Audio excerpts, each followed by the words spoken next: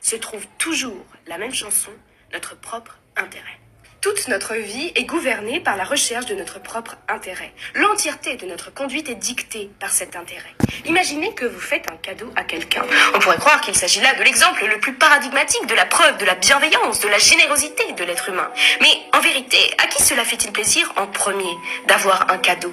Bien sûr, celui qui le reçoit est heureux dans la plupart des cas d'avoir reçu ce cadeau. Mais celui qui l'offre est heureux que l'autre soit heureux.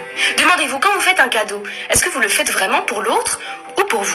Est-ce que vous voulez faire plaisir à l'autre et donc être heureux de l'avoir rendu heureux? Peut-être même renforcer la relation? Ou alors est-ce un sentiment de culpabilité qui motive votre action? Vous vous dites que si vous ne lui en faites pas, vous vous en voudrez. Une peur du regret. Mais donc est-ce véritablement pour l'autre que vous lui offrez? Celui qui fait un don à une association va bien sûr aider cette association, mais il trouvera toujours un bénéfice dans cette action. Que ce soit...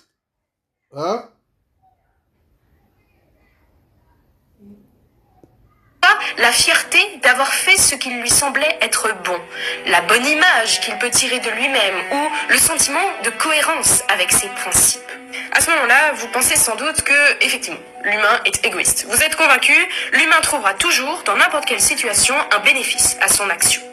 Le problème de cette argumentation, c'est qu'elle est irréfutable.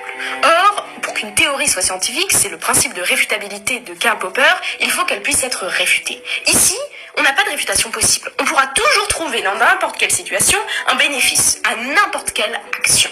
Prenez même des enfants qui sont gentils avec leurs parents. Eh bien, c'est pas vraiment de l'amour. En fait, ils trouvent un bénéfice. De même, l'inverse. Les parents qui donnent un cadeau à l'enfant, c'est pas vraiment pour faire plaisir à l'enfant. C'est aussi pour avoir une bonne image de bons parents, le sentiment de la mission accomplie, de la responsabilité établie. Si toute satisfaction personnelle suffit à rendre une action égoïste, alors le mot égoïste n'a plus de sens. Parce que c'est impossible de trouver une situation dans laquelle l'auteur ne bénéficie pas de son action.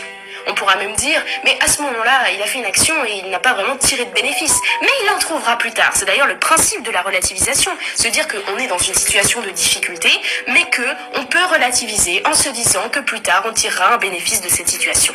On trouvera toujours, a posteriori, un bénéfice. Il est essentiel de distinguer les bénéfices anticipés a priori des bénéfices trouvés a posteriori. Autrement dit, distinguer agir dans son intérêt et trouver du plaisir dans ce que l'on fait. Cette distinction conceptuelle nous permet de mieux penser l'égoïsme, mais ne résout pas le problème. Parce que une fois qu'on a retiré les bénéfices trouvés a posteriori, il reste les bénéfices a priori. Et effectivement, la plupart de nos actions sont motivées par la recherche de notre propre intérêt. Mais est-ce que c'est mal ?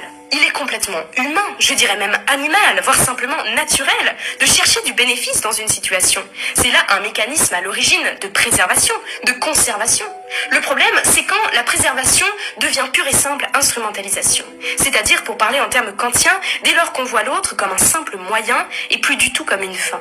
Dès lors qu'on voit l'autre comme un simple outil et qu'on oublie qu'il est humain. C'est-à-dire qu'il pense, qu'il ressent, qu'il souffre, qu'il a une vie aussi complexe que la nôtre. Le vrai égoïste, c'est celui qui pense tellement à lui qu'il ne pense plus du tout à l'autre et qu'il voit simplement l'autre comme un moyen, qu'il oublie qu'il est humain. C'est complètement normal de vouloir agir selon ses désirs et en vue de son propre plaisir. Et bien sûr qu'au quotidien, les autres sont un moyen d'avoir du plaisir. Mais c'est pas ça le problème. Le problème, ce n'est pas de voir les autres comme un moyen d'avoir du plaisir. Le problème, c'est de ne voir les autres que comme un moyen d'avoir du plaisir. Bien évidemment, ils peuvent nous aider. C'est d'ailleurs le principe de la solidarité, le concept de la société. Mais au-delà d'être un moyen en vue d'une fin, ils sont eux-mêmes une fin.